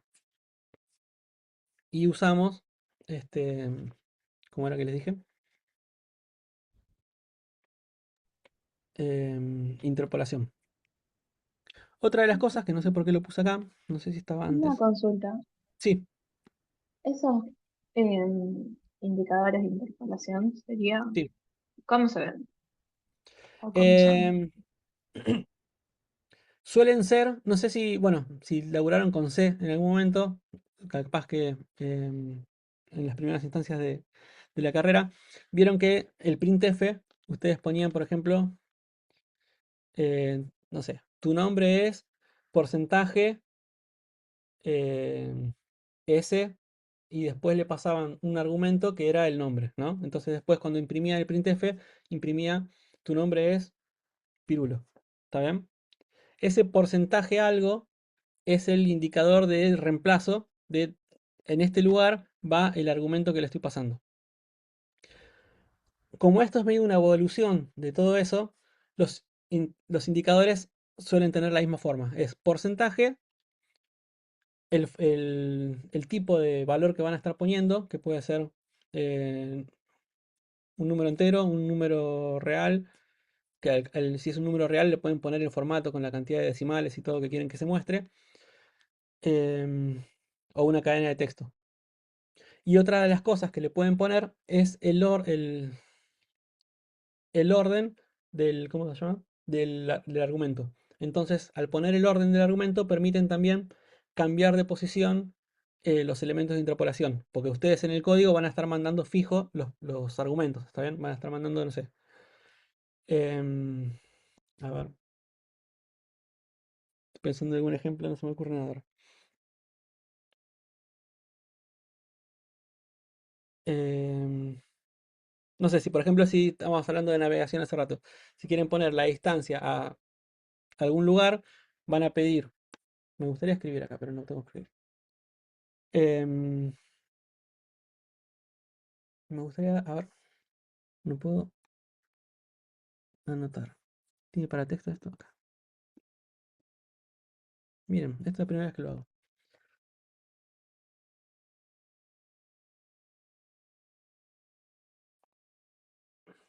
¿Se ve lo que estoy escribiendo ahí?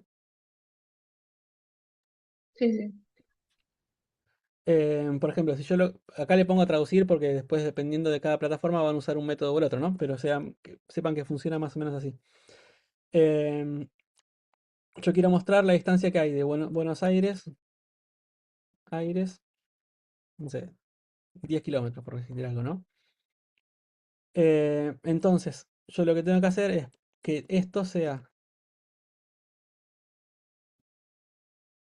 una cadena de texto que se suele poner con arroba, porque es tipo, quiero poner algo literal, y acá pongo porcentaje, si quiero que sea un número entero, puedo ponerle L, ¿no?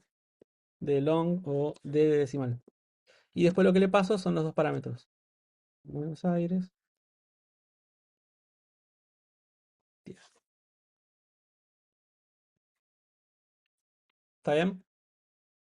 Esto, el traductor después lo va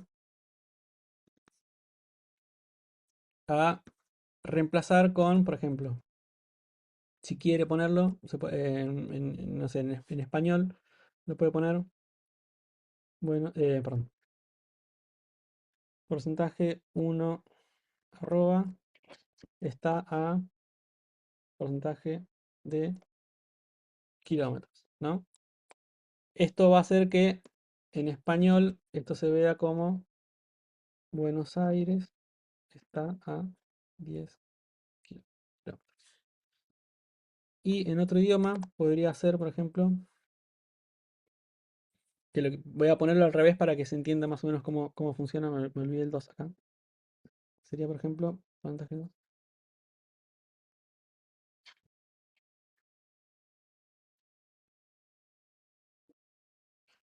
Esto se vería así. 10 kilómetros to Buenos Aires. ¿Está bien? Con el mismo formato que le estoy pasando los dos parámetros, después yo lo puedo formatear como quiera, según el idioma que corresponda. Obviamente acá no tiene sentido que lo dé de vuelta, pero digamos, si en algún idioma necesita estar escrito al revés, el traductor lo va a poder hacer porque puede especificar, acá me faltó poner la D, porque él puede especificar el orden, cambiar el orden de los parámetros.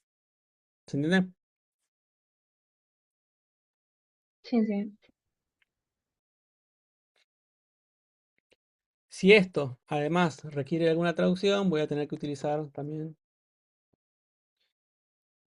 el método de traducción que corresponda, digamos. Eso después ya lo van mixeando según necesiten. Voy a ver cómo puedo borrar esto ahora. Si no, no va a quedar. Listo. Bueno.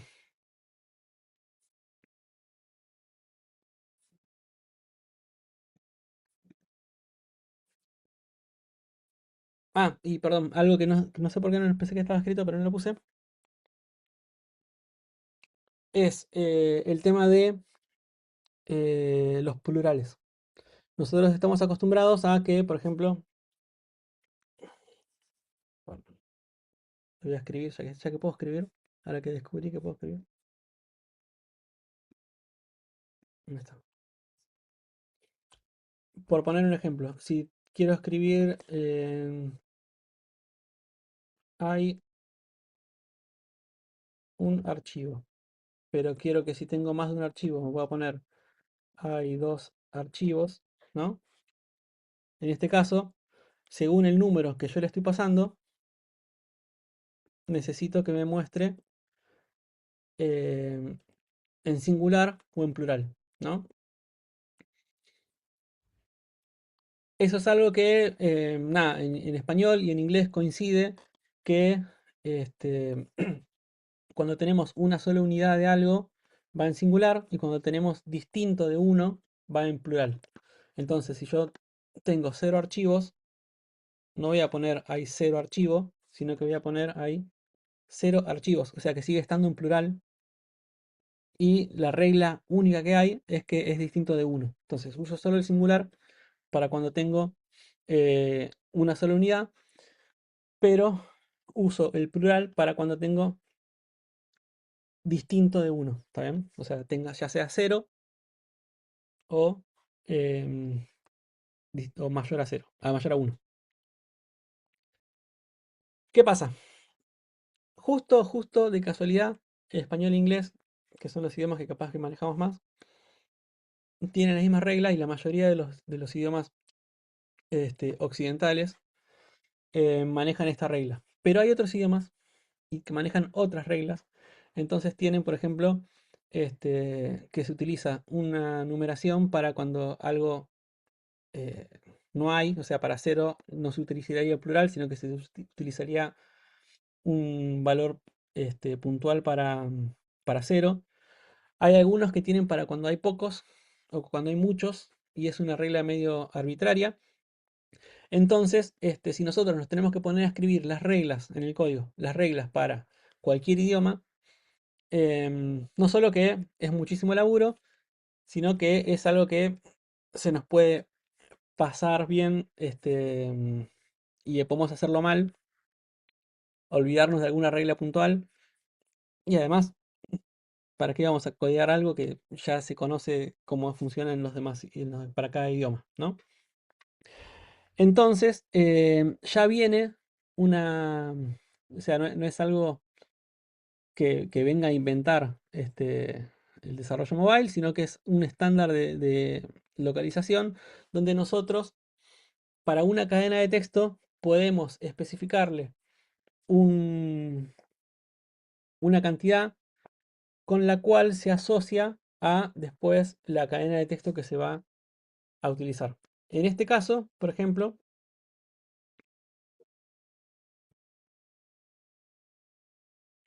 mi clave, que se llame cantidad de archivos, podría tener dos valores para cuando tiene uno y para cuando hay distinto de uno. Perdón que quedó en una parte que no se lee. Para cuando tiene uno usamos esta traducción y cuando tenemos distinto de uno usamos esta otra traducción. Entonces, esto nosotros lo deberíamos definir en el código de la siguiente manera.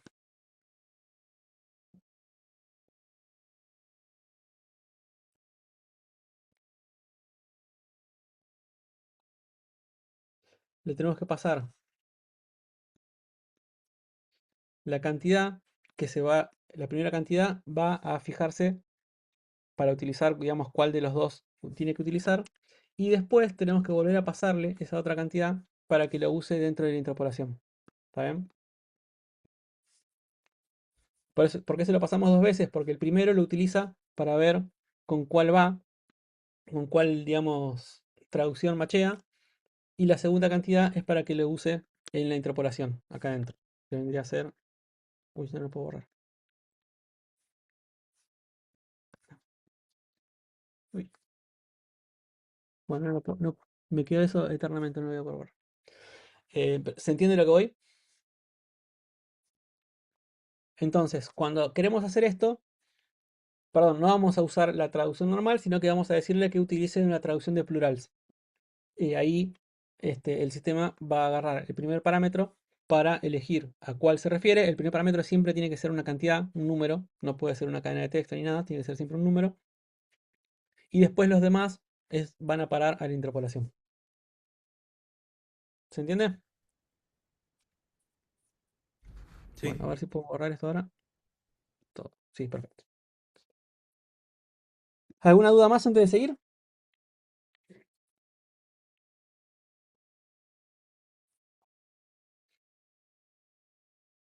Perfecto. Estas cosas también seguramente las hayan visto en web y eso. Este, igual las damos porque es frecuente que veamos que algunos no saben manejar estas cosas y de repente tenés el código con un if uno muestra una cosa, si no muestra otra y bueno, pero esta está haciéndolo solamente para los idiomas que conoces. Tenés que hacerlo para todos los idiomas y tenés que utilizar plurales. Es bastante más frecuente de lo que uno imaginaría. Bueno, el otro tema y último, y vamos a terminar la clase de hoy, es variantes de compilación. Y es cómo podemos, qué herramientas nos brindan las IDEs para generar distintos binarios. ¿Está bien? En Android vamos a tener dos combinaciones, ¿no? Uno es el flavor y otro es el build type.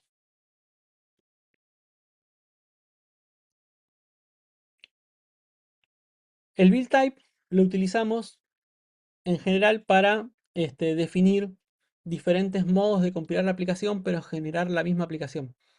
Entonces, dentro del build type vamos a tener, por ejemplo, configuraciones como les decía Juan hace rato, una configuración de debug donde no ofuscan el código, donde permiten que el depurador se pueda conectar y depurar la aplicación, em, donde se hagan, digamos, em, una compilación incremental que permita que la aplicación se compile más rápido, donde seguramente le pongamos ¿cómo se llama? Que no haga demasiadas optimizaciones para que compile más rápido. em, y un montón de cosas que igualmente ya por lo general cuando ustedes crean un proyecto nuevo ya viene preconfigurado eso. Ustedes ponen proyecto nuevo y ya van a tener dos configuraciones, una de debug y de release.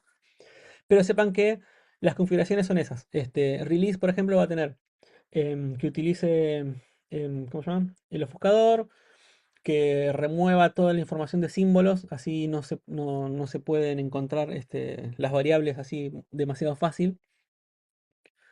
em, que no se pueda conectar el depurador, que no se pueda depurar. Que utilice una firma de producción. En el caso de Android también lo va a resolver solo.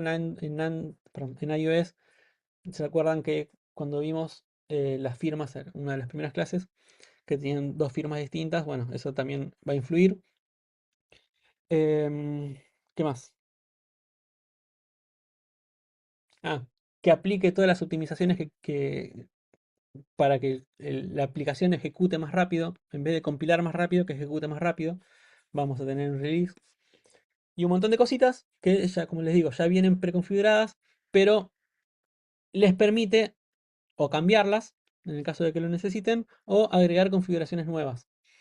Em, y en agregar configuraciones nuevas, además también pueden pasarle algunos parámetros al compilador para que, no sé, cambien, capaz que no sé, cambie ¿cómo se llama? El application ID, si quieren tener un application ID distinto, o si quieren pasar alguna constante distinta, también lo van a poder hacer utilizando los build types. Entonces podrían tener una aplicación que apunta este, a producción, otra que apunta a sandbox y todo eso, simplemente cambiando el build type. El flavor es para tener variantes de la misma aplicación, pero la idea es que el flavor permita crear aplicaciones distintas como resultado. Entonces ahí podemos tener aplicaciones que compartan una buena parte del código, pero que tengan código distinto en algunas cosas, o que incluso simplemente cambien los recursos. Entonces, por ejemplo, si tengo varios clientes este, que manejan una aplicación similar, pero cambia capaz que, no sé, el loguito, el iconito de la aplicación y un par de cosas más, puedo compilarlas como flavor y entonces permitir que una aplicación muestre un loguito, otra aplicación muestre el otro loguito, pero que las aplicaciones sean exactamente las mismas, digamos, ¿no?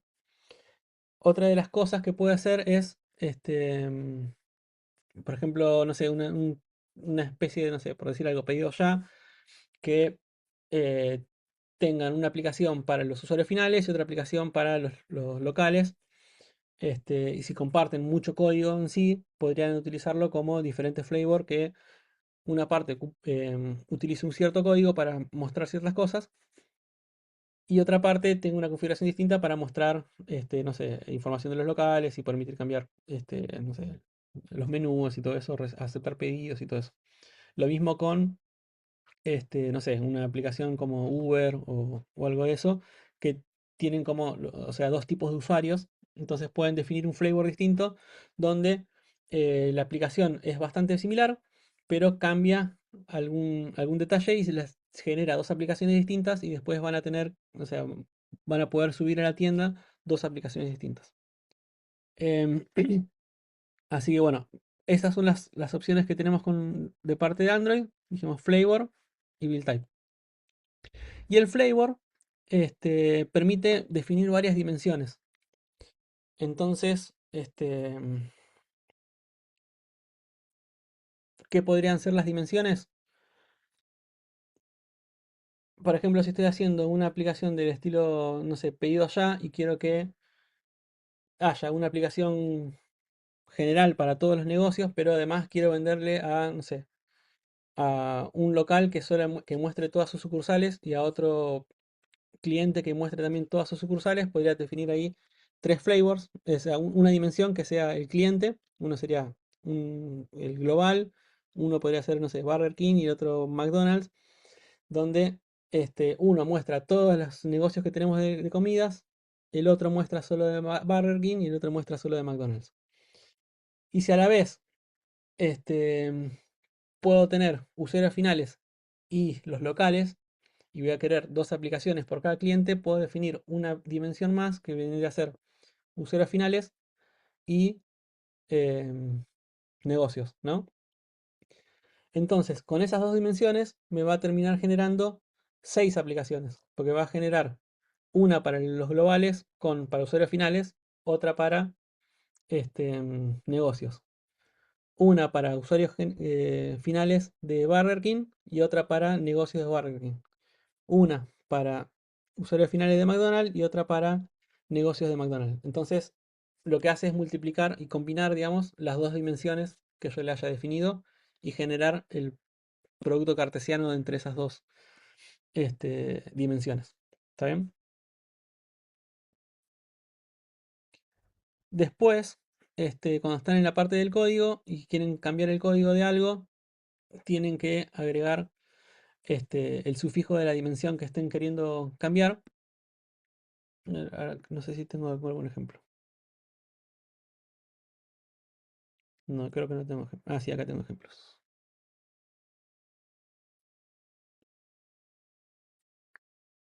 Bueno, no tengo ejemplos del código, pero vieron que en el código tiene, por ejemplo, acá que dice Android Test, cliente 1, cliente 2 y main. Todo lo que está en main es código que va a estar compartido con todos, ¿no? Después, cliente 1 y cliente 2, lo que va a hacer, entre comillas, digamos, eh, por detrás, es como si fuera que pisa con esta carpeta, pisa esta otra.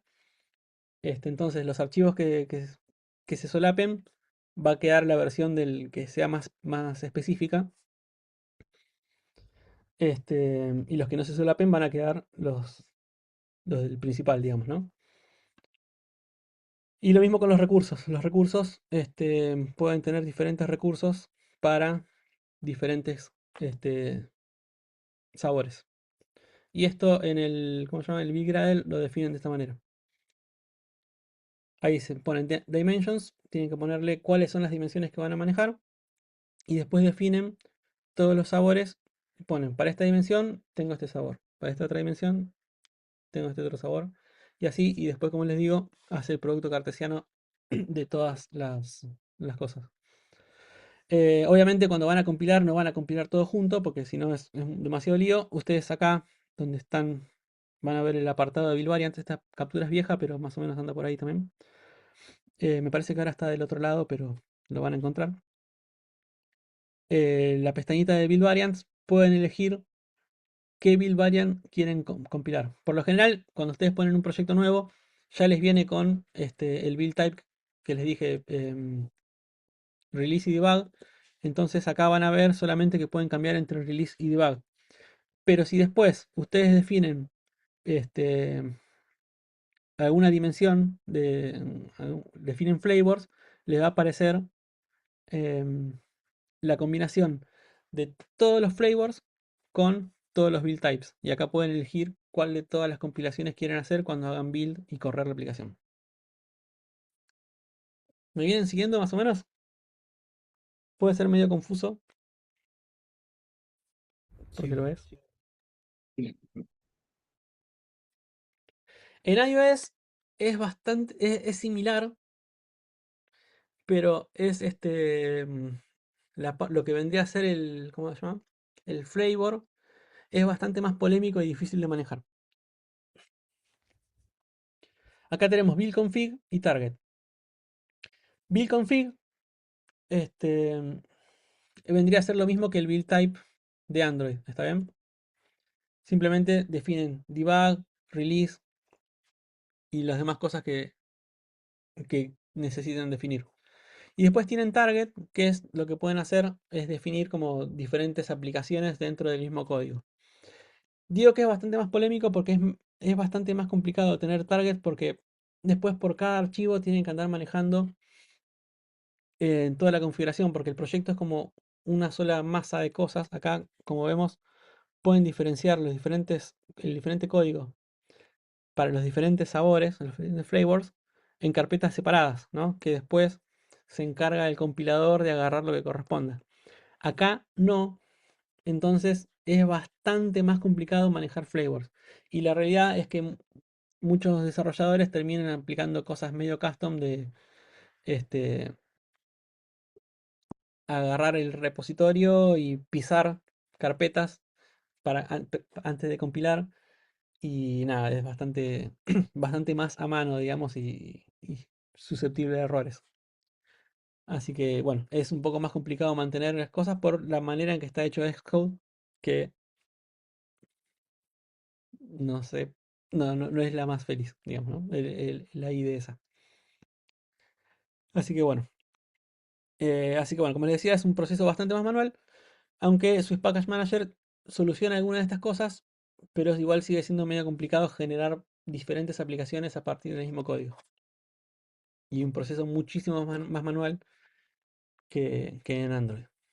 No me voy a explayar demasiado porque este, nos excede un poco, no van a estar creando ustedes aplicaciones en iOS, pero sí sepan, en el caso de que les toque este, laburar con gente que va a estar haciendo esto, sepan de que van a sufrir mucho más lo que a ustedes les puede resultar súper sencillo de hacer en Android, simplemente generando un flavor nuevo. La gente de iOS lo va a sufrir muchísimo más. No es tan alegre agregar este, diferentes compilaciones a partir del mismo código. Y acá termina. Así que bueno, si hay alguna duda, acá en el chat dice algo. Ah, bueno, alguien que tuvo que salir. Si no, terminamos por hoy. Voy a dejar de grabar.